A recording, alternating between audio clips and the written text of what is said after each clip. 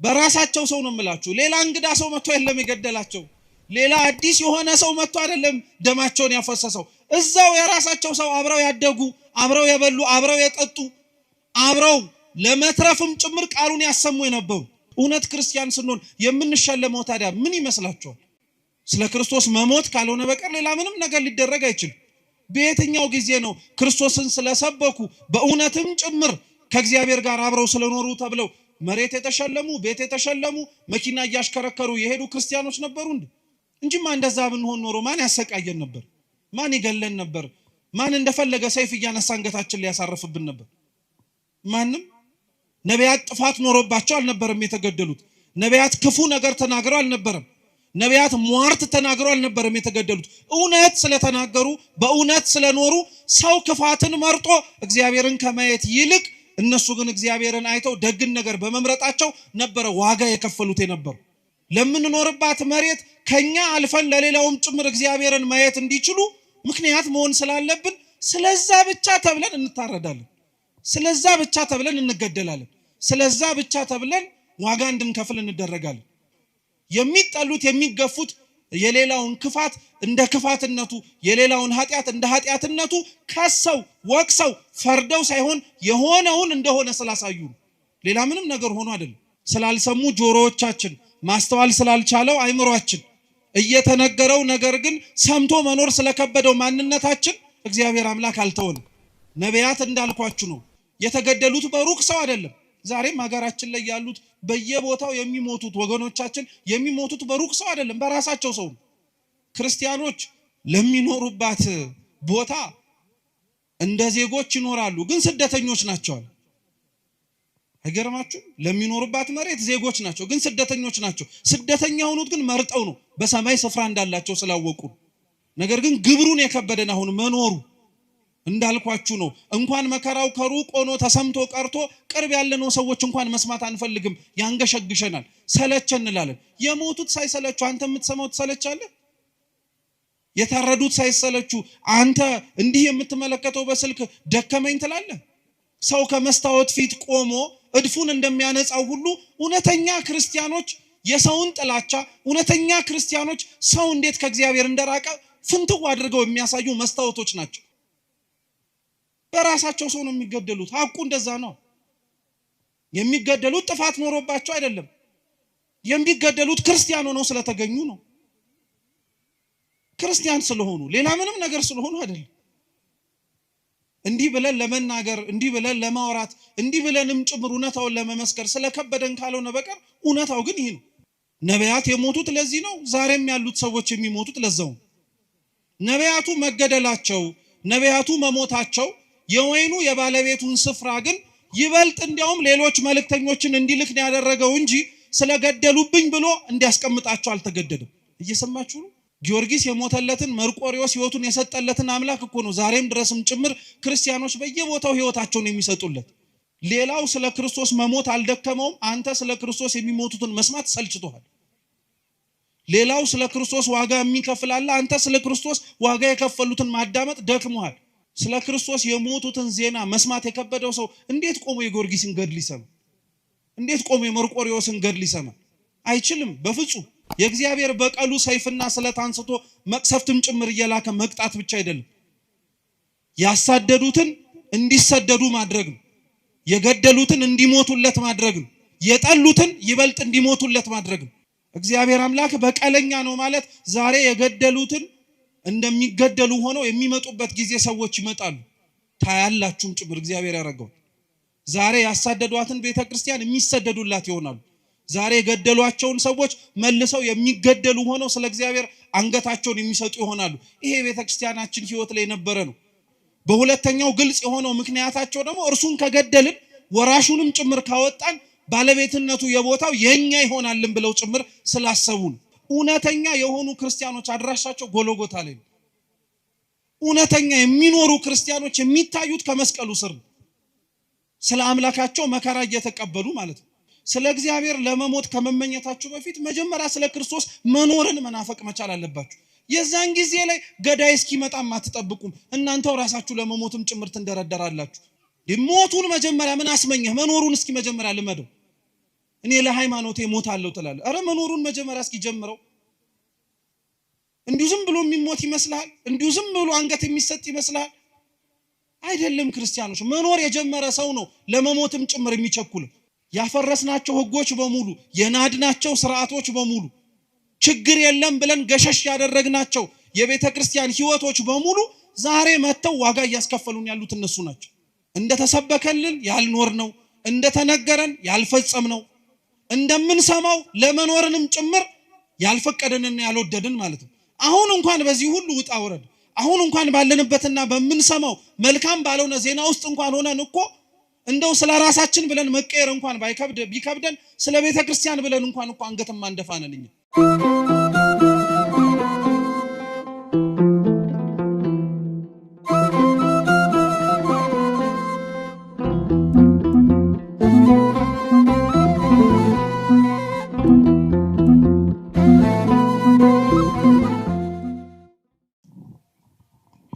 በስመ አብ ወወልድ ወመንፈስ ቅዱስ አሐዱ አምላክ አሜን። በስመ አብ ወወልድ ወመንፈስ ቅዱስ አሐዱ አምላክ አሜን። በስመ አብ ወወልድ ወመንፈስ ቅዱስ አሐዱ አምላክ አሜን። ክቡራን አባቶቻችን፣ አበው መነኮሳት፣ አባቶች ካህናት፣ ወንድሞች ዲያቆናት፣ ሊቃውንተ ቤተ ክርስቲያን፣ መምህራን፣ ዘማሪያን፣ እንደየማዕረጋችሁ ከሩቅም ከቅርብም የተገኛችሁ የልዑል እግዚአብሔር ቤተሰቦች በወደደን ባከበረን በአምላካችን ፍጹም ሰላም እንደምን ዋላችሁ? እንደምን አመሻችሁ?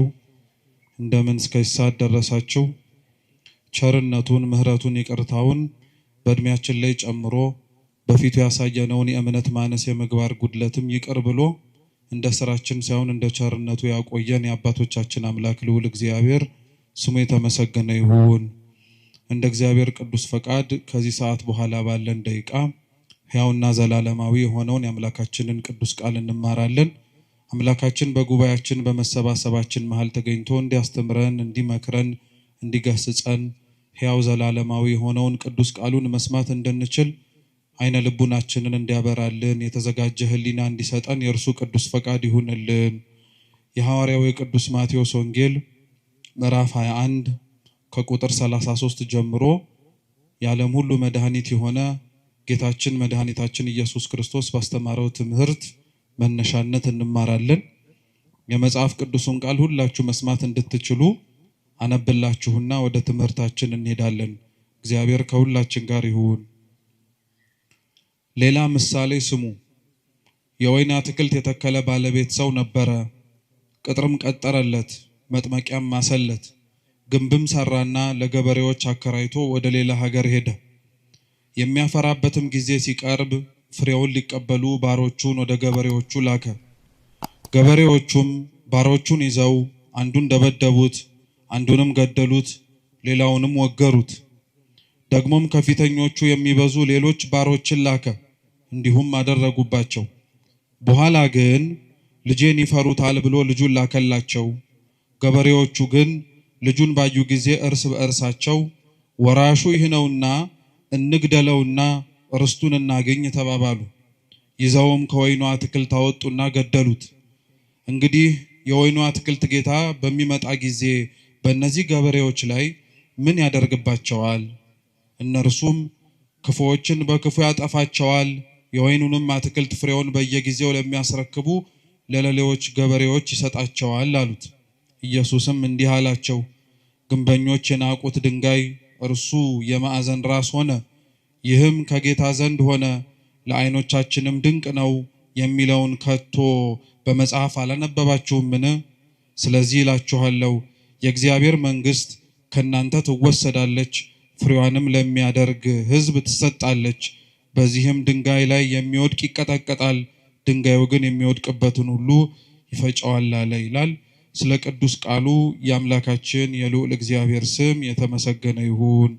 እንደ እግዚአብሔር ቅዱስ ፈቃድ እኛ የምንማማርበት የትምህርታችን ርዕስ በዚሁ ባነበብነው ቅዱስ ወንጌል ቁጥር 42 ላይ ያለው ኃይለ ቃል ይሆናል። ግንበኞች በሉ ሁላችሁም ግንበኞች የናቁት ድንጋይ እርሱ የማዕዘን ራስ ሆነ።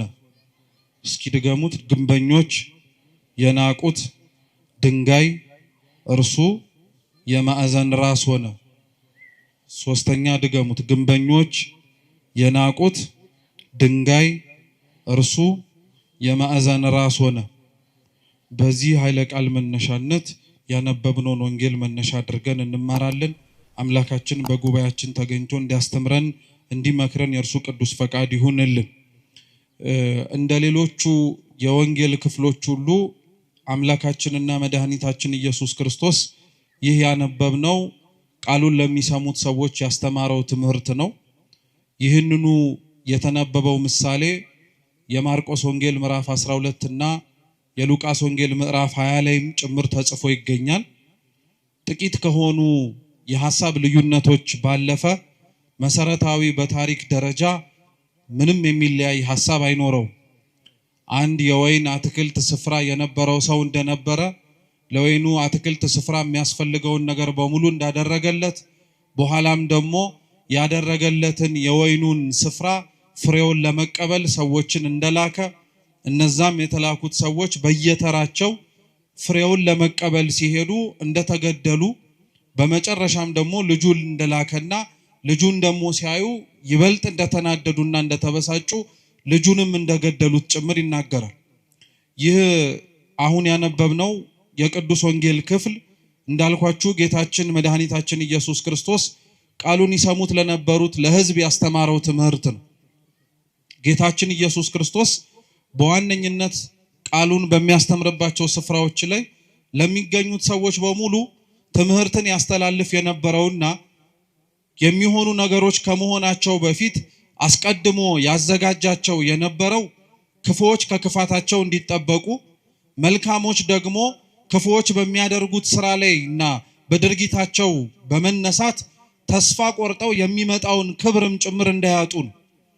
እግዚአብሔር አምላክ ክፉዎች በክፋታቸው እንዲቀጥሉ አይፈልግም።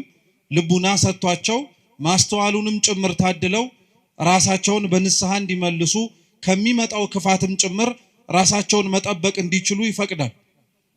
እንዲሁ የሚያደርገው አምላካችን ደግሞ ደጎች ሆነው ደግሞ መከራውን ለሚቀበሉ፣ ደጎች ሆነው ደግሞ ስቃዩንም ጭምር ተሳታፊ ለሚሆኑት ደግሞ እንደጠሩት የአምላካቸው ድምፅ ዝምታው ቢዘገይባቸው ዋጋ እንደሌላቸው መስሏቸው በሃይማኖታቸው በጽናታቸውም ጭምር እንዳይገኙ ሊያደርጋቸው ከሚችለው ነገር በሙሉም እንዲሸሹም ወይም እንዲቆጠቡም ጭምር ይፈልጋል።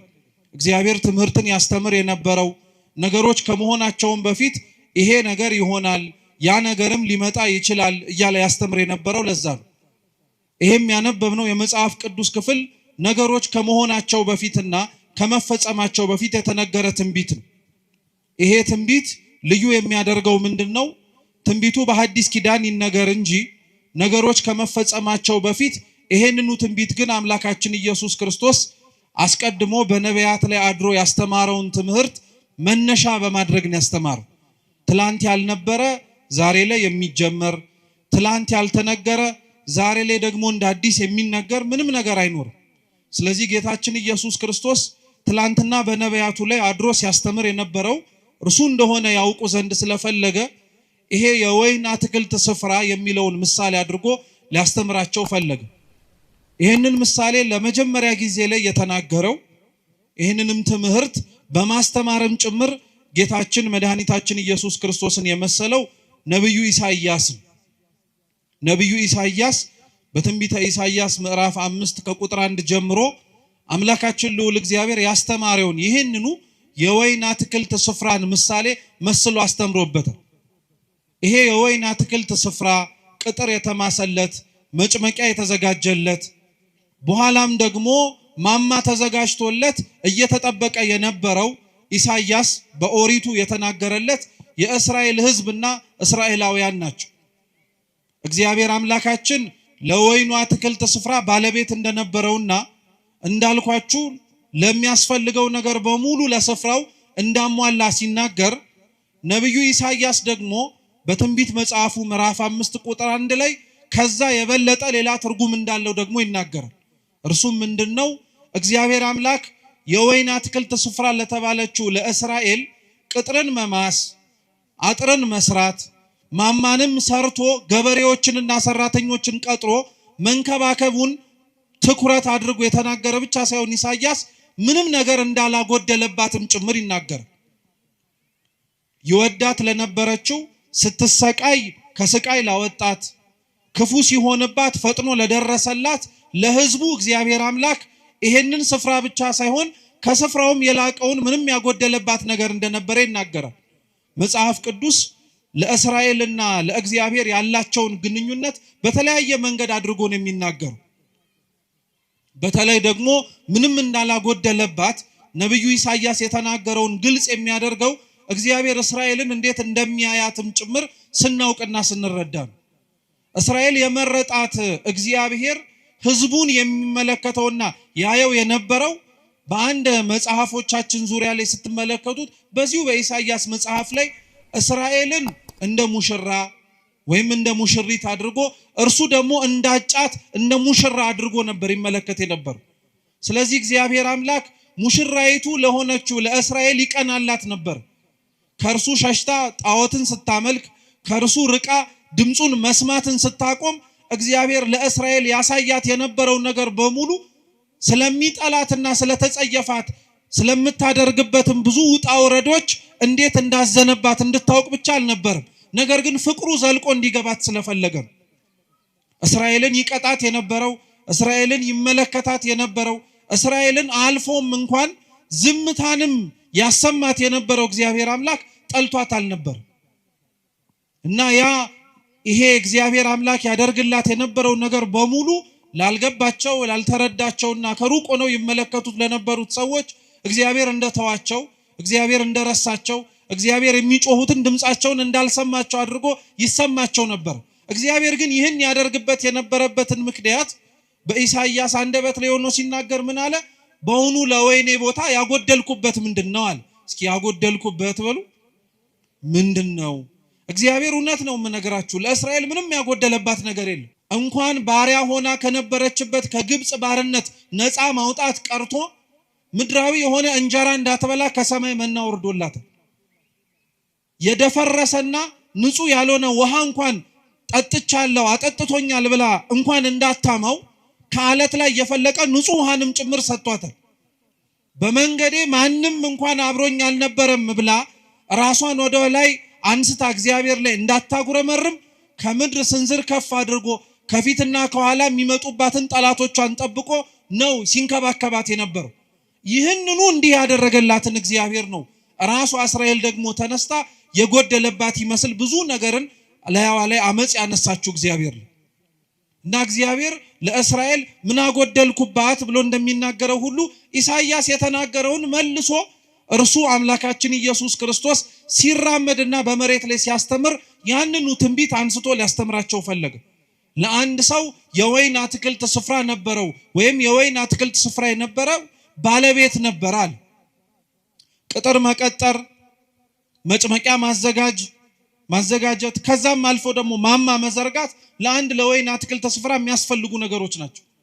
መቼም አንድ ሰው ገበሬም እንኳን ሆኖ ዘር የሚዘራው መሬቱ መቀበል እንደሚችል ዘሩን ለማሳየት እርሱም ደግሞ ይቀበላል ብሎ ለመናገር አይደለም።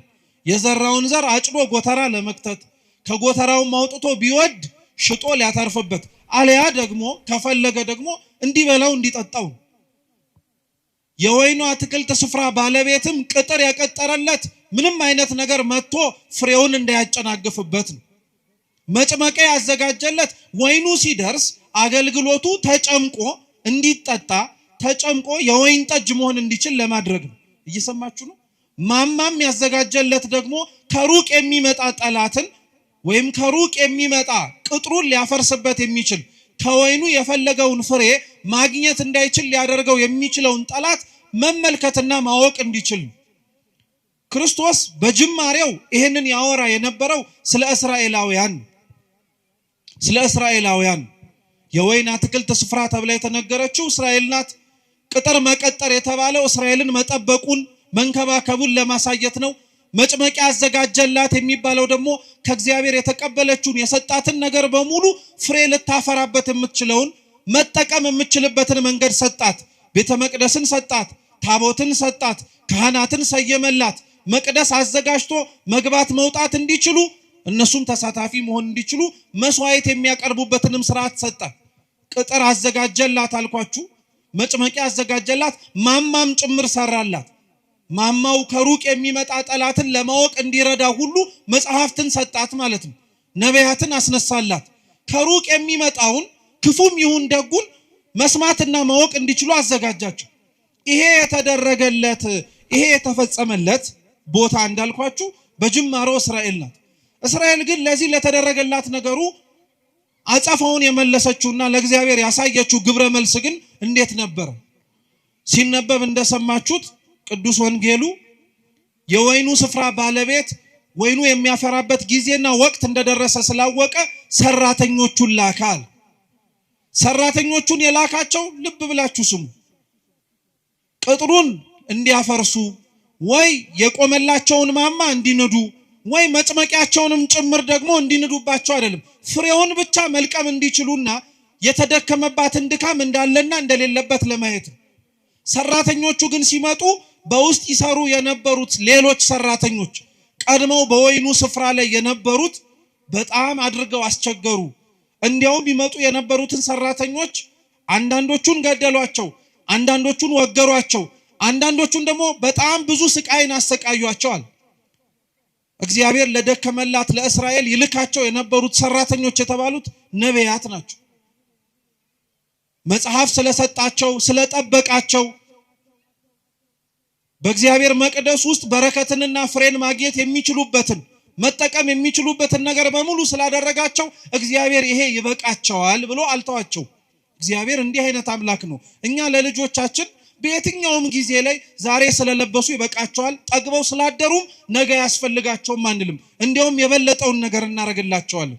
እግዚአብሔርም ለሕዝቡ እንደዛ ነው። መጽሐፍ ስለሰጠ መቅደስ ስለሰራ እንዲሁም ያስፈልገንን ነገር በሙሉ ስለሰጠ በቃ ይሄ ይበቃቸዋል አላለም። ነቢያትን ይልክላቸው ነበር። ለነቢያት ግን እነዚህ እስራኤላውያን ያሳዩ የነበሩት ግብረ መልስ ግን እንደነገርኳችሁ ገደሏቸው፣ አሰቃዩአቸው፣ ወገሯቸው። ይሄንን ሁሉ ነገር አደረጉባቸው። ይሄንን ሁሉ ሲያደርጉባቸው ግን ያደርጉት የነበረው ለምንድን ነው ጥያቄው። ልብ ብላችሁ ስሙ። እስራኤላውያን ነቢያትን ይገሉ የነበሩት እስራኤላውያን እግዚአብሔርን ቅዱስ ቃሉን የሚያስተምሯቸውን ሰዎች ያሳድዷቸው የነበሩበት ምክንያት ለምንድን ነው ስትሉ አንደኛውና የመጀመሪያው ምክንያት ህዝቡ ከእግዚአብሔር ርቆ ስለነበረ ነው።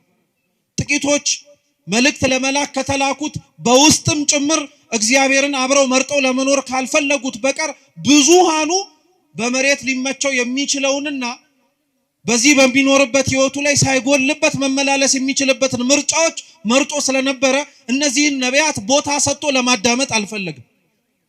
ነቢያትን ሁለተኛ ይገሏቸው የነበሩት መስታወት ስለሆኑባቸው ነው። ከእግዚአብሔር ፊት እንዴት መመላለስ እንደሚችሉ ስለነገሯቸው ብቻ ሳይሆን እግዚአብሔር የሚፈልጋቸው ሰዎች በምድር ላይ እንዴት መኖር እንዳለባቸው ከቃል ባለፈ በህይወት ስላሳዩአቸው። ነቢያት ጥፋት ኖሮባቸው አልነበረም የተገደሉት። ነቢያት ክፉ ነገር ተናግረው አልነበረም። ነቢያት ሟርት ተናግረው አልነበረም የተገደሉት። እውነት ስለተናገሩ በእውነት ስለኖሩ ሰው ክፋትን መርጦ እግዚአብሔርን ከማየት ይልቅ እነሱ ግን እግዚአብሔርን አይተው ደግን ነገር በመምረጣቸው ነበረ ዋጋ የከፈሉት የነበሩ። ስለዚህ ሁሉ ግን የደረሰባቸው ለነቢያትም ጭምር የተደረገላቸው አቀባበል ምንድነው ከተባለ ድንጋይ ነው። ምንድነው ከተባለ መጋዝ ነው። ምንድነው ከተባለ ሰይፍ ነው። ለዛ ነው ቅዱስ ጳውሎስ ራሱ በሐዲስ ኪዳን ክርስቶስን ስለመምረጣቸው ከእግዚአብሔር ጋር አብረውም ጭምር ለመኖር ምርጫቸው ስላደረጉ አንዳንዶች በፍሩክታ ሌሎችም በበረሃውና በየጉያው በሙሉ ተሰደዱአል። ልክ ዘማሪው እንደሚለው ማለት ነው። በየገዳማቱ በየበረሃው የሚል መዝሙር አታውቁ? ስለ ክርስቶስ ሲል የተከፈለ ዋጋ የሚከፈለው ሰዎች የሚደርሳቸው ገጸ በረከት ይሄ ነው። ነቢያት እግዚአብሔርን ስላሉ ተወገሩ። ነቢያት እግዚአብሔርን ስላሉ ተገደሉ። ነቢያት እግዚአብሔርን ስላሉ ብዙ ጿቶ መከራ ተቀበሉ እንጂ ክፋት ተገኝቶባቸው አልነበር። ነቢያት በዚህ አይነቱ ምክንያት ሲሞቱ በዚህ አይነቱ ምክንያት በራሳቸው ሰው ነው የምላችሁ። ሌላ እንግዳ ሰው መጥቶ የለም የገደላቸው። ሌላ አዲስ የሆነ ሰው መጥቶ አይደለም ደማቸውን ያፈሰሰው። እዛው የራሳቸው ሰው አብረው ያደጉ፣ አብረው የበሉ፣ አብረው የጠጡ፣ አብረው ለመትረፍም ጭምር ቃሉን ያሰሙ የነበሩ። ክርስትና በነገራችን ላይ በጣም የሚደንቀው እኔነት ስለሌለበት ነው። በነገራችን ላይ እኔነት ስለሌለበት ነው። ስለተረፍን ወይ ስለተሰበሰብን ወይኛው ራሳችን እግዚአብሔር እንዴት እንደሚገኝ ስላወቅን ስለሌላው ግድ አይሰጠንም አንልም ክርስቲያኖች። እንጂማ እንደዛ ብንሆን ኖሮ ማን ያሰቃየን ነበር? ማን ይገለን ነበር? ማን እንደፈለገ ሰይፍ እያነሳ አንገታችን ላይ ያሳርፍብን ነበር? ማንም። እንዲሁ ዝም ብንል እንዲሁ ራሳችንና ራሳችን ብቻ ነው እንጂ ለሌላው አይመለከተንም ብንል ምንም አንሆንም። ግን እንደዛ እንድንሆን ደግሞ ተብለን አልተጠራንም፣ አልተዘጋጀንም። እግዚአብሔር ለዓለሙ ብርሃን እንድንሆን አልጫ ለሆነው ዓለም ጨው እንድንሆን አድርጎ ስላዘዘን ወደድንም ጠላንም ለተቀመጥንባት ዓለም ነፍስ መሆን ስላለብን ለምንኖርባት መሬት ከኛ አልፈን ለሌላውም ጭምር እግዚአብሔርን ማየት እንዲችሉ ምክንያት መሆን ስላለብን ስለዛ ብቻ ተብለን እንታረዳለን። ስለዛ ብቻ ተብለን እንገደላለን። ስለዛ ብቻ ተብለን ዋጋ እንድንከፍል እንደረጋለን። ነቢያት እንዳልኳችሁ ነው የተገደሉት በሩቅ ሰው አይደለም። ዛሬም ሀገራችን ላይ ያሉት በየቦታው የሚሞቱት ወገኖቻችን የሚሞቱት በሩቅ ሰው አይደለም፣ በራሳቸው ሰው ነው። በራሳቸው ሰው ነው የሚገደሉት። ሐቁ እንደዛ ነው። የሚገደሉት ጥፋት ኖሮባቸው አይደለም። የሚገደሉት ክርስቲያን ሆነው ስለተገኙ ነው። ክርስቲያን ስለሆኑ ሌላ ምንም ነገር ስለሆኑ አይደለም። እንዲህ ብለን ለመናገር እንዲህ ብለን ለማውራት እንዲህ ብለንም ጭምር እውነታውን ለመመስከር ስለከበደን ካልሆነ በቀር እውነታው ግን ይሄ ነው። ሌላ ካለ እንግዲህ እግዚአብሔርም ያውቃል፣ ጊዜም ጭምር ግልጽ ያደርገው። ካልሆነ በቀር ግን ሌላ ምንም ምክንያት የለው። ገዳዮቻቸው የሚገሏቸው ነቢያትን ለምን ነበር አልኳችሁ እኮ ራሳቸውን ስለሚያዩባቸው ነው። ሰው ከመስታወት ፊት ቆሞ እድፉን እንደሚያነጻው ሁሉ እውነተኛ ክርስቲያኖች የሰውን ጥላቻ፣ እውነተኛ ክርስቲያኖች ሰው እንዴት ከእግዚአብሔር እንደራቀ ፍንትው አድርገው የሚያሳዩ መስታወቶች ናቸው። የሚጠሉት የሚገፉት የሌላውን ክፋት እንደ ክፋትነቱ የሌላውን ኃጢአት እንደ ኃጢአትነቱ ከሰው ወቅሰው ፈርደው ሳይሆን የሆነውን እንደሆነ ስላሳዩ ነው። ሌላ ምንም ነገር ሆኖ አይደለም። ነቢያት እግዚአብሔርን ስለተናገሩ የደረሰባቸው ድንጋይ ከሆነ ነቢያት የደረሰባቸው እግዚአብሔርን ስለተናገሩ ሰይፍና ስለት ከሆነ ዛሬ እዚህ ላይ የምንኖረው ክርስቲያኖች እውነት ክርስቲያን ስንሆን የምንሸለመው ታዲያ ምን ይመስላችኋል? ስለ ክርስቶስ መሞት ካልሆነ በቀር ሌላ ምንም ነገር ሊደረግ አይችልም። በየትኛው ጊዜ ነው ክርስቶስን ስለሰበኩ በእውነትም ጭምር ከእግዚአብሔር ጋር አብረው ስለኖሩ ተብለው መሬት የተሸለሙ ቤት የተሸለሙ መኪና እያሽከረከሩ የሄዱ ክርስቲያኖች ነበሩ እንዴ? እንዲያውም ያንን ነገር የተጸየፉት ነበር እንጂ ነበሩት ሹመት ሽልማቱን የጠሉት ስለ ክርስቶስ ሲሉ ስለከፈሉት ዋጋ መሬታዊ የሆነ ስጦታ ሊሰጣቸው ሲል አንፈልግም፣ ይሄው እግዚአብሔርን ያስረሳናል፣ ጥቅሙ በኋላ ላይ መልሶ እግዚአብሔርን እንድንዘነጋው ያደርገናል ብለው የሸሹ ናቸው እንጂ የኛን ኗኗር ግን እውነቱን ስትመለከቱት ስለኖርነው ክርስትና ወይም ለመኖር ስለሞከርነው ክርስትና ዋጋውን ብድራቱን እንዲሁም ደግሞ ገጸ በረከቱን መካፈል የምንፈልገው ከፊት ለፊታችን ስለሚመጣብንና ስለሚደረግብን መከራ አይደለም። ተውት፣ መከራው ቀርቶ መከራ መስማት እንኳን አንፈልግም። እኛ ቢቻል ብንዘምር፣ ቢቻል ብናጨበጭብ፣ ቢቻል እልል ብንል፣ ቢቻል የደረሰባቸውን ሰዎች ደረሰባቸው ብለን እንዲሁ ዝም ብንል ጥሩ ነበር። ግን እግዚአብሔር ይመስገን እውነት ለመናገር ማስተዋል የሚችሉ አሳቢ የሆኑ አባቶች እናቶች ስላሉን ነገር እንዳንረሳ የደረሰብንንም ጭምር እንዲሁ ዝም ብለን ወደ ኋላ እንዳናደርግ ስለሚያደርጉን ነቢያት የሞቱት ለዚህ ነው። ዛሬም ያሉት ሰዎች የሚሞቱት ለዛው። ነቢያቱ መገደላቸው ነቢያቱ መሞታቸው የወይኑ የባለቤቱን ስፍራ ግን ይበልጥ እንዲያውም ሌሎች መልእክተኞችን እንዲልክ ነው ያደረገው እንጂ ስለገደሉብኝ ብሎ እንዲያስቀምጣቸው አልተገደደም። እየሰማችሁ ነው? ነቢያቱ ስለሞቱበት እግዚአብሔር አምላክ ነቢያትን አልልክም አላለም። የላካቸው የሱ እውነተኞቹ መልእክተኞች ዋጋ ከፍለው ደማቸውን ለሱ ስላፈሰሱ ከዚህ በኋላ ደም መፍሰሳቸው ይቆማል፣ እኔ ማንንም አልልክም፣ የሆኑት እንደሆኑት ይሁኑ ብሎ አልተዋቸው። እንዲያውም ሲገሉ እየላከ ነው። ትምህርት ነው። በነገራችን ትምህርት ነው። ላስተዋለው ሰው እግዚአብሔር አምላክ ተስፋ አይቆርጥብንም ማለት ነው። ስላልሰሙ ጆሮዎቻችን ማስተዋል ስላልቻለው አይምሮአችን እየተነገረው ነገር ግን ሰምቶ መኖር ስለከበደው ማንነታችን እግዚአብሔር አምላክ አልተወንም። አሁንም ድረስ መስማት የምንችል ከሆነ አሁንም ድረስ መለወጥ የምንችል ከሆነ አሁንም ራሳችንን ማስተካከል የምንችል ከሆነ ሌሎችም ሰዎች እንዲሁ በሌሎችም ህይወታቸውም ጭምር መማር የምንችልበትን መንገድ ይከፍታል። በመጨረሻ ግን የወይኑ ባለቤት ስፍራ የተባለው አምላካችን ልዑል እግዚአብሔር ግን የላከው ልጁን ምኑን አልኳችሁ? ልጁን የላከው። ነቢያቱን የቀጧቸው ወይ መጀመሪያ የተላኩትን ሰራተኞች የገደሏቸው ሩቅ ስለሆነ ነው ብሎ አሰበላቸው። አይገርማችሁ? ሩቅ ስለሆኑ ማለት ነው፣ ቅርብ ስላልሆኑ አንድም መተው ቦታውን ይወርስብናል ብለው ስላሰቡ። ግን እግዚአብሔር አምላክ ስላደረጉት ግፍ በግፍ ስለፈጸሙት ክፋት በክፋት ሊመልስ የሚችል አምላክ አልነበረም፣ አልሆነባቸውም ጭምር። ይሄን ክርስቲያኖች ሁሌም እንምላችሁ እንዳትረሱት ባካችሁ። እግዚአብሔር አምላክ ስለደረሰብንና ስለሚሆንብን ክፋት በሙሉ በቀለኛ ነው ማለት አጥፊ ነው ብቻ ማለት አይደለም። እግዚአብሔር አምላክ በቀለኛ ነው ማለት ዛሬ የገደሉትን እንደሚገደሉ ሆነው የሚመጡበት ጊዜ ሰዎች ይመጣሉ። ታያላችሁም ጭምር እግዚአብሔር ያደረገው። ዛሬ ያሳደዷትን ቤተክርስቲያን የሚሰደዱላት ይሆናሉ። ዛሬ የገደሏቸውን ሰዎች መልሰው የሚገደሉ ሆነው ስለ እግዚአብሔር አንገታቸውን የሚሰጡ ይሆናሉ። ይሄ ቤተክርስቲያናችን ህይወት ላይ የነበረ ነው። ትላንትና ያሳደድ የነበረ ደማስቆ ድረስ ወርዶ አንገት ስቤ አመጣለሁ ያለው ጳውሎስ እኮ እዛው ተምሮና ተለውጦ የሚሰደድ ሰው ነው። የእግዚአብሔር በቀሉ ሰይፍና ስለት አንስቶ መቅሰፍትም ጭምር እየላከ መቅጣት ብቻ አይደለም፣ ያሳደዱትን እንዲሰደዱ ማድረግ ነው። የገደሉትን እንዲሞቱለት ማድረግ ነው። የጠሉትን ይበልጥ እንዲሞቱለት ማድረግ ነው። ይሄን እግዚአብሔር አምላክ አድርጎታል። መድኃኔዓለም አምላካችን ይሄንን ፈጽሞታል። እንኳን ሩቅ ለሆኑት ሰዎች ቀርቶ ነው የምላችሁ፣ ከደሙ ንጹህ ነኝ እንኳን ብሎ እጁን ታጥቦ አሳልፎ ለሰጠው ጲላጦስ እንኳን እግዚአብሔር አምላክ በቀሉን የተበቀለው እሱን በመቅሰፍ አይደለም። የሞተውና የገደለውን ምክንያት እንዲሆን ያደረገውን ክርስቶስን አምኖት በስሙ እንዲሞት ሰማዕት ነው ያደረገው። በቀልንም ስንመኝ እንዴት ያለውን በቀል መመኘት እንዳለብንም ማወቅ አለብን። ጨካኝ መሆን የለብንም።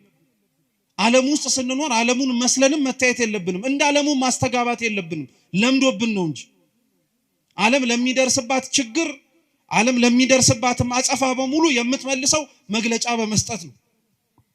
እኛም ለመድ ነው። ክፋት ሲደርስብን፣ ነውር ሲደርስብን፣ ግፍ ሲፈጸምብን መግለጫ እንሰጣለን።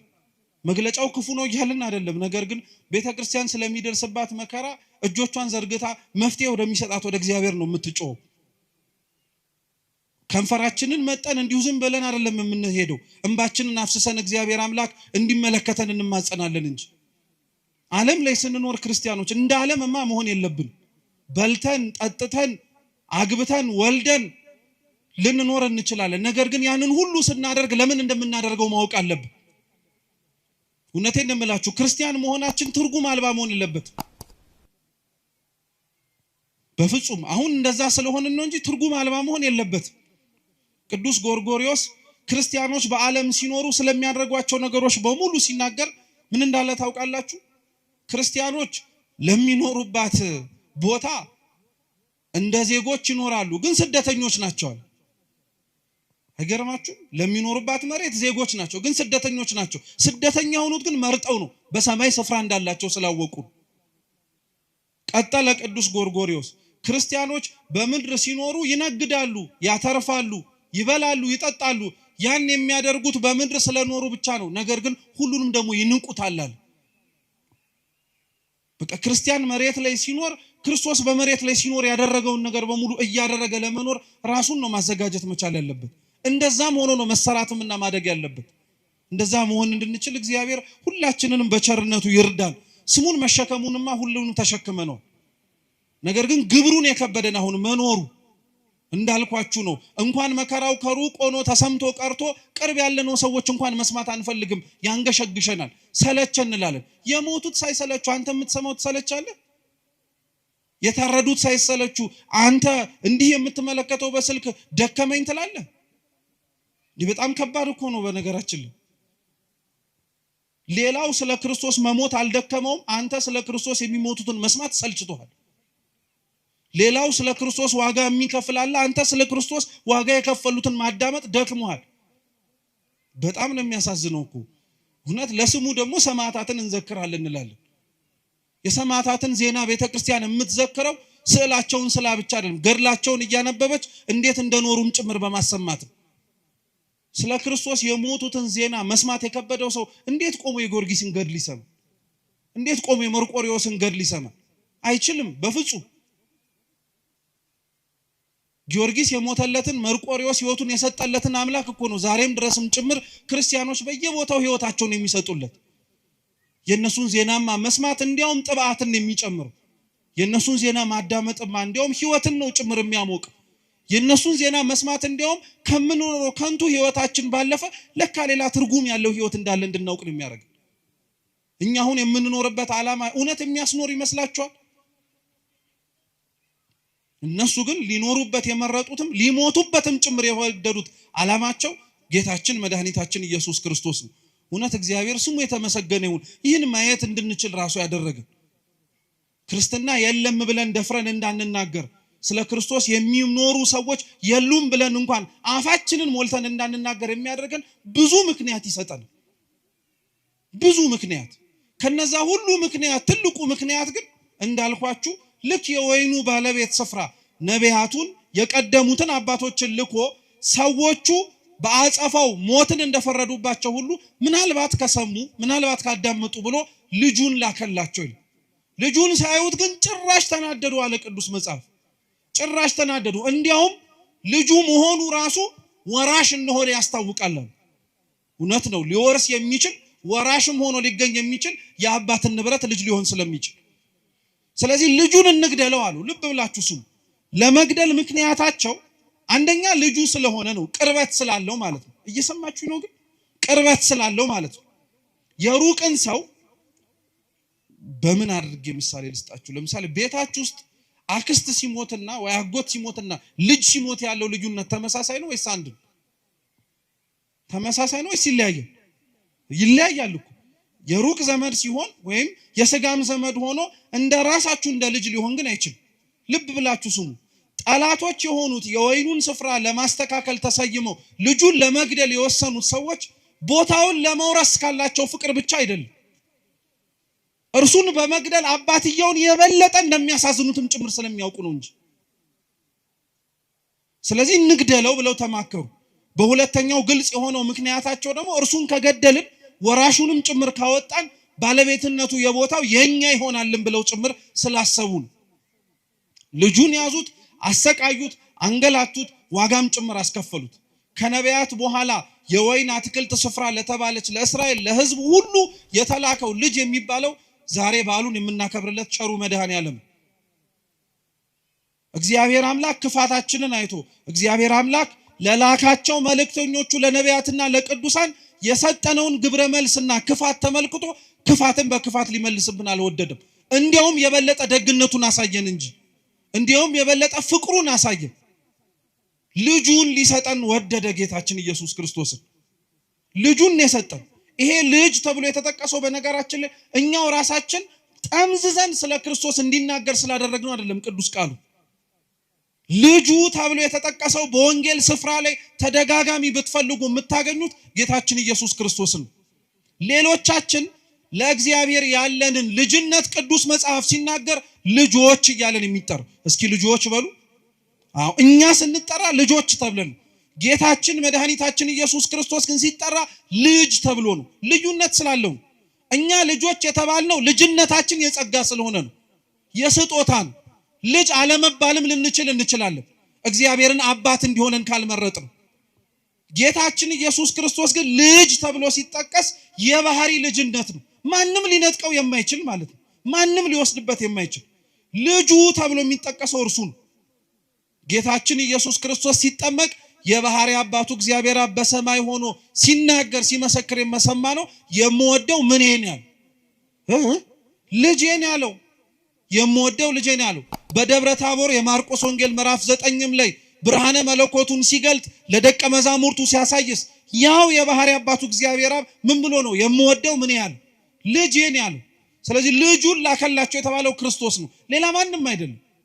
ከመጭመቂያ ውስጥ ያሉ ሰማዕታት ከሰማዕታትም በደንብ ነው ያሉላት፣ ዘወትር ሊሞቱላት አንገታቸውና ሕይወታቸውን የማይሰስቱላት። አልኳችሁ ከቤተ ክርስቲያን የጎደለ ነገር ቢኖር እኛ ነን። እንደተሰበከልን ያልኖር ነው፣ እንደተነገረን ያልፈጸምነው እንደምንሰማው ለመኖርንም ጭምር ያልፈቀደንና ያልወደድን ማለት ነው። አሁን እንኳን በዚህ ሁሉ ውጣ ውረድ አሁን እንኳን ባለንበትና በመንሰማው መልካም ባለውና ዜና ውስጥ እንኳን ሆነን እኮ እንደው ስለ ራሳችን ብለን መቀየር እንኳን ቢከብደን ስለ ቤተ ክርስቲያን ብለን እንኳን እኮ አንገትም አንደፋነን። ደፋሮች እኮ ነን። እውነቴን ነው የምነግራችሁ። ደፋሮች ኃጢያታችን ግድ የማይሰጠን ማለት ነው። በደላችንና ነውራችን ምንም ነገር የማይከብደን። እውነቴን እኮ ነው የምላችሁ። እንዴት የራሳችን ኃጢያት ለራሳችንስ እሺ አይከብደን? ለምደነው ነው እንበል። የኛ ኃጢያት ለሀገር ለወገን ለራሳችን ለሆኑ ለቤተ ክርስቲያን ሰዎች ዋጋ ያስከፈለ መሆኑን እንኳን ስናውቀው እንዴት እግዚአብሔር ፊት ራሳችንን ዝቅ ማድረግና ማረን ማለት ይከብደናል? ጸሎት እኮ ተለምነን የምንጠራበት አይደለም። እኛው ራሳችን ተሰብስበን እንጸልይ ብለን የምናነሳው ነው እንጂ ጥሪ እኮ ነው። ክርስቲያኖች ምን እናርግ ነው ታዲያ የሚባለው? መፍትሄው ከእርሱ ነው ከተባለ እግዚአብሔር ነው መልስ የሚሰጠን ከተባለ እርሱን የምንጠራው በምንድን ነው? ሲመልሱልን በጸሎት እኮ ነው። ሌላ በምን ልንጠራው እንችላለን? ድረስልን ብለን በመጣራት ነው። ሌላ በምን ልንጠራው እንችላለን? ህይወታችን መስተካከል አለበት ክርስቲያኖች። እውነቴን ነው የምላችሁ። እዚህና እዛ ያለነው ሰዎች ምንም የሚለየን ነገር የለም።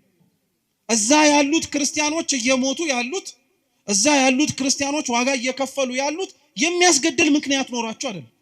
እኛ እዚህ ያለን የምንኖር ሰዎች ደግሞ የሚያስኖር ምንም ጽድቅ ተገኝቶብን አይደለም። እነሱን የሚያስገድል ምክንያት እኛን የሚያስኖር ምን ነገር አለ?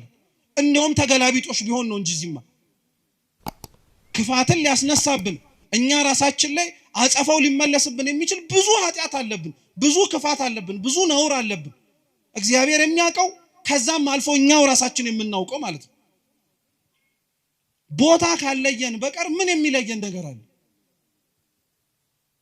መስተካከል ካለብን መስተካከል አለብን ክርስቲያኖች። እውነቴን ነው የምላችሁ። ሁላችን ያጠፋነውን የሳትነውን ያጎደልነውን ይጠቅማል ብለን ነገር ግን በዘለቄታው ቤተክርስቲያኒቷን እየጎዳት ያለውን ነገር በሙሉ እውነቴን ነው የምላችሁ መስተካከል አለብን። በቃ ያፈረስናቸው ህጎች በሙሉ የናድናቸው ስርዓቶች በሙሉ ችግር የለም ብለን ገሸሽ ያደረግናቸው የቤተክርስቲያን ህይወቶች በሙሉ ዛሬ መተው ዋጋ እያስከፈሉን ያሉት እነሱ ናቸው። ሌላ ምንም ነገር አይደለም ክርስቲያኖች፣ እነሱ ናቸው። የትላንትና ኃጢያቶቻችን ማስተካከል ያልመረጥናቸው እንዲያውም ለምደን ጭራሽ እንደ ስርዓት እያደረግን ለመኖር የወደድናቸው ዛሬ ዋጋ ያስከፍሉናል። ካላስተካከልናቸው ነገም አያቆምም፣ ነገም ይቀጥልብን። ስለዚህ ቢያንስ እንኳን መፍትሄን ፈልግ ብለን ቢያንስ እንኳን እናስብ ብለን ቢያንስ እንኳን ከኛ ምን ይጠበቃል ስንል ከኛ ምን ይጠበቃል የሚለው ጥያቄ መልሶ የሚጀምረው ከየግለሰብ ከራሳችን። ከገሌ የሚጠበቅበትን ካላወቅ ካንተና ከኔ የሚጠበቅበትን ልንገር፣ ንስሐ እንግባ፣ ክፋት መስራታችንን እንመን፣ ለወደቁት ሰዎች ደርሰን ለማንሳት እጆቻችን ባይዘረጉ ሊያነሳቸው ወደሚችል እግዚአብሔር እጆቻችንን እንዘርጋ፣ ልባችንን እንክፈት። ቢያንስ ይሄንን አንድ ሰው ማድረግ ይችላል። ሌላውን ብንተው ማለት ነው። ልጁን ለደደላቸው፣ ልጁን ላከላቸው፣ ሰደደላቸው። እነሱ ምንም ቁም ነገር አልነበረም። እንዲያውም የምታስታውሱ ከሆነ ነቢያትን ካሰቃዩበት፣ ነቢያትን ከበደሉበትና ነቢያትን ዋጋ ካስከፈሉበት በላይ ክርስቶስን ዋጋ አስከፍለውታል። አሰቃይተውታል፣ ገርፈውታል። በአንድ ፍርደኛ ሊደረግበት የማይገባውን ነገር በሙሉ በአምላካችን አርገውበታል። መግረፍ ብቻ አይደለም፣ ውሃ እንዲጠማ አርገውታል። መስቀል አሸክመውታል። ራቆቱን እርቃኑን ሆኖ ሀፍረት እንዲሰማው አድርገውታል። ሰው ሁሉ ማየት እንዲችል፣ ሰው ሁሉ መመልከት እንዲችል በመስቀል ላይ ከፍ አድርገው ሰቅለውታል። እውነተኛ የሆኑ ክርስቲያኖች አድራሻቸው ጎልጎታ ላይ ነው። እውነተኛ የሚኖሩ ክርስቲያኖች የሚታዩት ከመስቀሉ ስር ነው። ስለ አምላካቸው መከራ እየተቀበሉ ማለት ነው። እኔ ክርስቲያኖች ስለ እግዚአብሔር ቢያንስ እንኳን እምላችሁ ስለ ስሙ መሞት ቢከብደን ስለ ስሙ መኖር እንዴት ይከብደን? ቤተክርስቲያን ሆነን እግዚአብሔር ጋር አብረን መኖር የምንችልበት ጥሪ እየተሰማ ቅዳሴ እየተቀደሰ ቅዱስ ቁርባን እየተሰጠ የንስሐ አባቶች ቆመው በቅዱስ ቤተክርስቲያን ቅጥር ግቢ ውስጥ እያሉ ሞቱን መጀመሪያ ምን አስመኘህ? መኖሩን እስኪ መጀመሪያ ልመደው። እኔ ለሃይማኖቴ ሞታለሁ ትላለህ። አረ መኖሩን መጀመሪያ እስኪ ጀምረው። እንዲሁ ዝም ብሎ የሚሞት ይመስላል? እንዲሁ ዝም ብሎ አንገት የሚሰጥ ይመስላል? አይደለም ክርስቲያኖች፣ መኖር የጀመረ ሰው ነው ለመሞትም ጭምር የሚቸኩል። እኛ እኮ ከሩቅ የሰማነው ሞት ከሩቅ የሰማነው ሰይፍና ስለት እዚህ ቢመጣ እግዚአብሔር ነው የሚያውቀው ማናችን እስከ መጨረሻው ድረስ ልንጸና እንደምንችል። መኖርን ያለመደ ሰው እንዴት ለመሞትም ጭምር ይቸኩላል? አልኳችሁ እኮ ክርስቲያኖች ስለ እግዚአብሔር ለመሞት ከመመኘታችሁ በፊት መጀመሪያ ስለ ክርስቶስ መኖርን መናፈቅ መቻል አለባችሁ። የዛን ጊዜ ላይ ገዳይ እስኪመጣም አትጠብቁም። እናንተው ራሳችሁ ለመሞትም ጭምርት እንደረደራላችሁ። ለምን ይመስላችኋል ዘመነ ሰማዕታት ሲያበቃ መነኮሳት በረሃውን በሙሉ ያጥለቀለቁት? ሰይፍና ስለቱ ሲቀር የሰላም ዘመን መጣ ተብሎ በቆስጠንጢኖስ ሲታወጅ እኮ ደም ስለ ክርስቶስ ማፍሰስ በግድ ቀረ ብለው አገር ሰላም ብለው አልተቀመጡም። ሕይወታቸውን ለክርስቶስ አሳልፈው ስለሰጡ መከራውን ለመሳተፍ እንዲያውም የበለጠ ጭንቅ ወደሚገኝበት ወደ በረሃው እየሸሹ ገቡ እንጂ ሰማዕትነቱ ሲቀር ሰማዕትነቱ እየቀረ ሲመጣ ምንኩስናው እያበበ እየሰፋ መጣ። ምክንያቱ ይሄ ነበር፣ ስለ ክርስቶስ መኖርን መናፈቅ ማለት ነው። ልጁ የሞተላቸው ልጁንም ጭምር እንዲሞት ከመላኩ በፊት መጀመሪያ እኮ ክርስቶስ አብሯቸው እንዲኖር ነው የተደረገው። እየሰማችሁ ነው? ክርስቶስ ከመሞቱ በፊት አብሯቸው ነበር አልነበረ? ነበረ፣ ኖሮ ነበረ። ሕይወትን እንዴት መመላለስ እንዳለባቸው አሳይቷቸው ነበር። ሕይወትን ካሳያቸው በኋላ ነው ሞትንም ጭምር ያሳያቸው እንጂ ሞትን አሳይቷቸው አልነበረም መጀመሪያ ያስደነገጣቸው። እኛም የሚመጣውን ሞት የምንፈራው መጀመሪያ መኖሩ ስለከበደን ነው።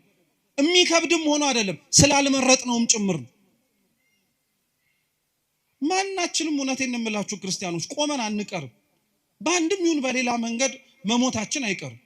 ግን አደራ መርሳት የሌለባችሁ እንዲሁ ኖረን እንዲሁ እንዳንሞት ግን መፍራት አለብን። በጣም እንዲሁ ዝም ብለን መኖር እንዲሁ ዝም ብሎ መሞት አያዋጣም።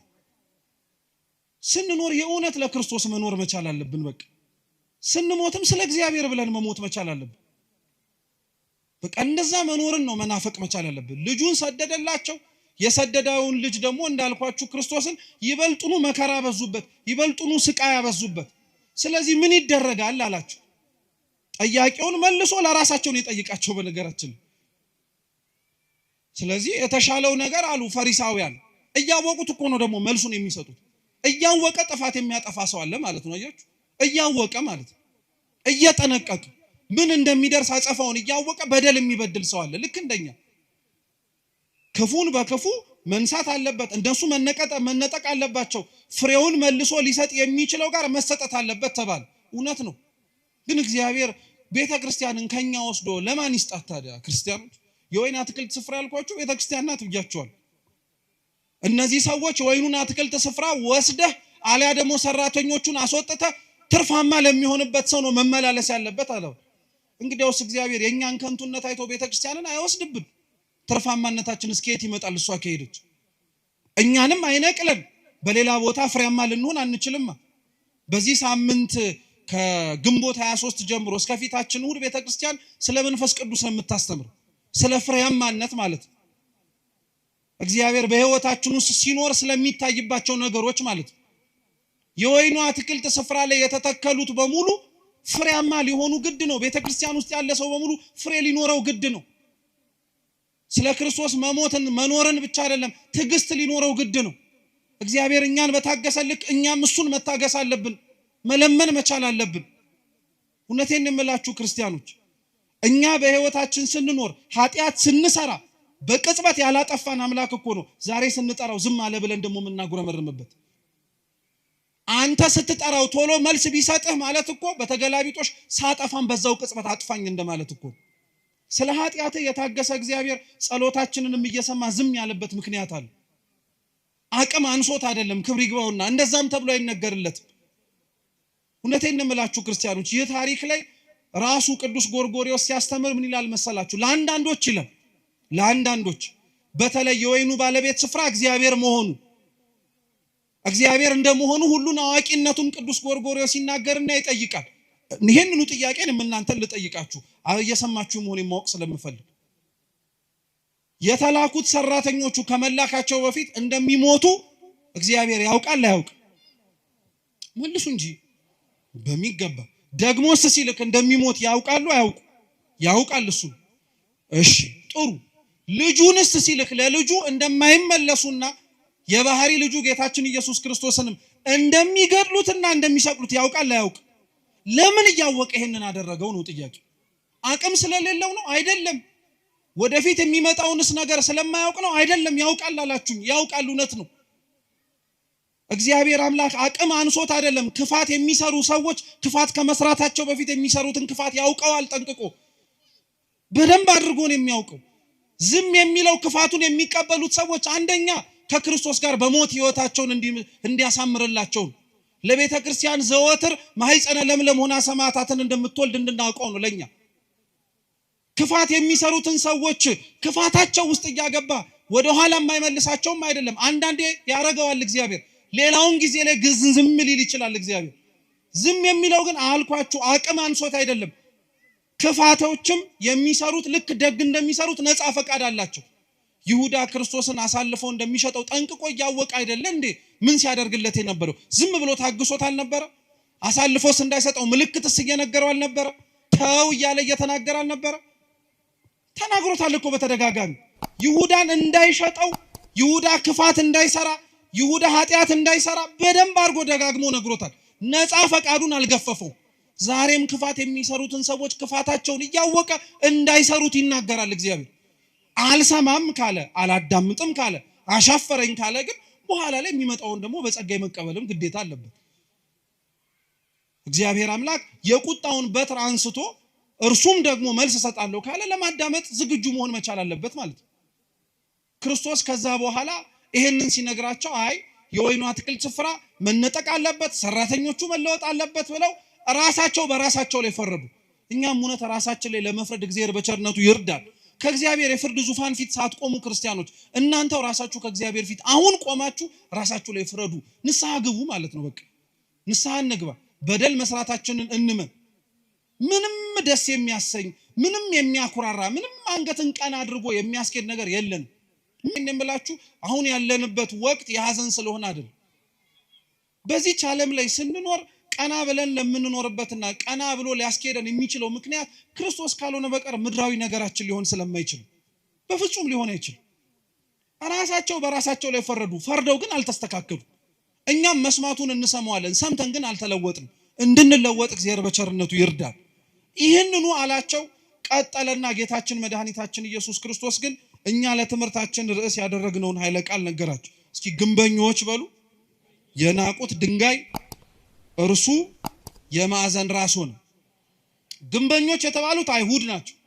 የናቁት ድንጋይ የተባለው ክርስቶስ ነው። ድንጋይ መሆኑን የምታውቁት ወይም አለት መሆኑን የምታውቁት አምላካችን ኢየሱስ ክርስቶስ ትዝ የሚላችሁ ከሆነ በፊልጵስዩስ ቂሳሪያ ስለማንነቱ ለደቀ መዛሙርቱ ሲጠይቃቸው ቅዱስ ጴጥሮስ አንተ የሕያው የእግዚአብሔር ልጅ ነህ ሲለው ጴጥሮስ ሆይ አንተ ምንድነህ ነው ያለው? አለት ነህ ድንጋይ ነህ ብሎ ነው የተናገረው። አለትነቱ የጴጥሮስ ድንጋይነቱ የጴጥሮስ ንግግሩ ነው። ጌታችን መድኃኒታችን ኢየሱስ ክርስቶስ ነው በሱ አለትነት ላይ የታነጸ በሱ አለትነት ላይ የተመሰረተ ምንም ነገር እንደማይናወጽ ለማስተማር እየሰማችሁ ነው። ስለዚህ የመጀመሪያው ድንጋይ ጌታችን መድኃኒታችን ኢየሱስ ክርስቶስ ነው። ግንበኞች የናቁት የተባለው ድንጋይ ጌታችን ኢየሱስ ክርስቶስ የማዕዘን ራስ ይሆናል አለ። ምን ማለት መሰላችሁ? እነሱ የገፉት፣ እነሱ የናቁት፣ እነሱ የሰቀሉት፣ እነሱ ከፊት ለፊታቸው ያባረሩት ጌታችን ኢየሱስ ክርስቶስ ትልቁንና ዋናውን ስፍራ ይዛል። በጣም ነው የሚደንቀው። ቅዱስ ባስልዮስ ዘቂሳሪያ እቺኑ ቃል ሲተረጉም ምን ይላል መሰላችሁ? እነሱ የናቁት እንዲያውም አብራችሁን በሉ እነሱ የናቁት ክርስቶስ ልባቸውን ሲነግስበት፣ እነሱ ደግሞ የተናቁት የሰውን ሀብትና ንብረት ይዘው ተቀመጡ። አይገርማችሁ? የበለጠውን ነገር ክርስቶስ አገኘው፣ እነሱ የተናቀውን ነገር አገኙ። ዛሬም ድረስ ክርስቶስ የሞተለትን ክርስቶስ ደሙን ያፈሰሰለትን ሰው ንቆ ከነሱ የሚገኘውን ጥቅም ፈልጎ አይኖርም። ነውር ነው፣ ኃጢአት ነው። እነሱ ይበልጣሉ፣ ሰው ይበልጣል። ክርስቲያኖች ምንም ነገር ቢሆን ሰው ይበልጣል። የፈረሰ ቤተክርስቲያን ይሰራል፣ አይተናል። ክፋት ነውር በገነነበት በተለያዩ ዘመናት ላይ የጠፉብንን መቅደሶች እኮ ሰርተናል። እግዚአብሔር የተመሰገነ ይሁን። ግን የፈረሰውን ሰው መልሰን አግኝተነዋል? የሞተውን ሰው መልሰን ቀስቀሰን አንስተነዋል? አያችሁት? ሰው ይበልጣል ማለት ነው። ሰው ከፍ ያለ ትርጉም አለው ማለት ነው። ሰው ከፍ ያለ እኛ ልንረዳው ያልቻልነው በምን አይነት ሁኔታ ራሱ እግዚአብሔር እንድንረዳው ሊያደርገን እንደሚችል ጥያቄ ራሱ ሊፈጥር በሚችል መልኩ የበለጠ ትርጉም እንዳለው ማወቅ መቻል አለብን። ግንበኞች የናቁት ጌታችን መድኃኒታችን ኢየሱስ ክርስቶስ፣ አይሁድ የናቁት እርሱ መሰረታዊውና ትልቁ ነገር ይሆናል አለ። እውነት ነው። እነሱ የናቁት ክርስቶስ፣ እነሱ የገፉት አምላካችን መድኃኒታችን ኢየሱስ ክርስቶስ ትልቅ ሆነ፣ ገነነ፣ ሰፋ። ገደልነው ሲሉ በህይወት ኖረ፣ አጠፋነው ሲሉ ጭራሽ ገነነ። የሚያመልኩትን የሚከተሉትን ተማሪዎቹን በተናቸው ሲሉ እንዲያውም ጭራሽ በጰራቅሊጦስ እጅግ እጥፍ ድርብ ሆኖ 3000 ክርስቲያኖች ወደ ቤተክርስቲያን ገብተው ጭራሽ የቤተክርስቲያን ጉባኤ ሰፋ። አንደኛው ትርጉም እርሱን ልብ ብላችሁ ስሙ። ሁለተኛው ግን ይሄ አሁን ያነበብኩላችሁ መጽሐፍ ቅዱስ ክፍል እቤት ገብታችሁ ከፍ ብላችሁ ብታነቡት ታሪኩ ከጌታችን ከመድኃኒታችን ከኢየሱስ ክርስቶስ ቤተ መቅደሱን ካነጻበት ታሪክ ጋር አብሮ የተያያዘ ነው። እየሰማችሁ ነው? አስታወሳችሁት? ቤተ መቅደሱ ውስጥ ገብቶ ቤቴ የጸሎት ቤት ነው እንጂ የወንበዴዎች ዋሻ አይደለም ብሎ ሲያነጻ እርሱ የተነገረበት ክፍለ ምንባብ ላይ ነው ይሄም ያለው አብሮ። በዕብራይስጥ ልጅ የሚለው ቃልና ድንጋይ የሚለው ቃል ተመሳሳይ ነው። ማለትም ደግሞ ቃሉ ይተረጎማል፣ አብሮ ይጠጋጋል። በዕብራይስጥ ድንጋይ ማለት እብን ማለት ነው። እየሰማችሁ ነው አይደል? እብን ማለት ነው። ልጅም እንደዚሁ በአቻ በቃል በድምጸታ በኩል ተቀራራቢ የሆነ ትርጉም እንዳለው ምሁራን ይናገራሉ። እና ይሄንኑ ቃል ሲተረጉሙት ምን ይላል? ግንበኞች የናቁት ድንጋይ የተባለው አንድም ክርስቶስ ነው ይላሉ፣ አንድም አካሉ የሆነች ደግሞ ቤተክርስቲያን ናት ይላሉ። እየሰማችሁ ነው? ግንበኞች የናቁት ድንጋይ የማዕዘን ራስ ይሆናል አይደል የተባለው። የተገፋችው ቤተክርስቲያን መግነኑ አይቀር። የፈረሰችው ቤተክርስቲያን ነገ ተሰርታ ከፍ ብላ መታየቱ አይቀር። የናቋት ቤተክርስቲያን ተመልሰው ተንበርከከው ይቅርታ እንደሚጠይቋት አይቀርም። ምንም ጥርጥር የለም። ይሄው ክርስቶስ አሳይቶናል። እርሱን የናቁት በኋላ ላይ ክብሩን እንዳዩት ሁሉ ዛሬም ቤተክርስቲያንን የናቋት ነገ ላይ ክብሯን ከፍ ብላ ይመለከቷት። አንገታችንን መድፋት ያለብን ስለራሳችን ኃጢአት፣ አንገታችንን መድፋት ያለብን ስለራሳችን በደል ነው እንጂ በክርስቶስ በደሙ የተዋጀች ቅድስት ቤተክርስቲያን ምንም አትሆን። ትላንትና የነበሩት ያሰቃዩት፣ ያንገላቷት፣ ዋጋ ያስከፈሏት በሙሉ የሉም። ዛሬ እርሷ ናት ያለችው። ዛሬም ድረስ ቤተክርስቲያን ውስጥ ያለን ሰዎች ማወቅ መቻል ያለብን ይህንኑ ነው። ክርስቲያኖች ያ ማለት ግን ቸልተኛ፣ ያ ማለት ግን ለዘብተኛ፣ ያ ማለት ግን እንቅልፋም መሆን አለብን ማለት አይደለም። መጸለይ አለብን፣ መበርታት አለብን፣ መጠንከር መቻል አለብን። ቤተክርስቲያናችንን ችግር ደርሷል ኑ ድረሱ ተብሎ ደውል እስኪደወልልን መጠበቅ የለብንም። ይሄው የተሰበሰበው የማታ ጉባኤ ህዝብ ነገ በቅዳሴው ተሞ ተሰብስቦ ቅዱስ ሥጋውን ክቡር ደሙን እየተቀበለ መገኘት መቻል አለበት። ያኔ ቤተክርስቲያን አለች ይባላል። ያኔ ቤተክርስቲያን እየሰራች ነው እየተገኘችም ነው ይባላል። ስለዚህ የተናቀችው ቤተክርስቲያን ሁሌም ተንቃ አትቀርም። የተገፋው መድኃኒታችን ኢየሱስ ክርስቶስ በምእመናን ልብ ላይ እንደነገሰው ሁሉ ባሳደዷት ልብም ላይ ቅዱስ ቤተክርስቲያን ነግሳ የምናይበትን ዘመን አምላካችን ቅዱስ እግዚአብሔር ቅርብ ያድርግልን። የሰማነውን በልቡናችን ሰሌዳ ይጻፍልን። አምላካችን መድኃኒታችን ኢየሱስ ክርስቶስ በሀገራችን በሚቀበሉት ስለ ክርስቶስ ሲሉ ስለሚሞቱት ወገኖቻችን ብሎ የነሱን ደማይቶ እኛን የደነዘዝነውን ያንቃል። እነሱን በቸርነቱ የጎበኘ እግዚአብሔር እኛንም በምህረቱ ኃጢአታችንን ይቅር እንዲለን ንስሐ ገብተን ቅዱስ ቁርባን መቀበል የምንችልበትን እድሜ እንደጨመረልን መጠቀም እንድንችል በቸርነቱ ይርዳን። በጎደለው በነጠበው በሊቃውንቱ በመምህራኑ የሚታረም ይሁን። ወስብሐት ለእግዚአብሔር።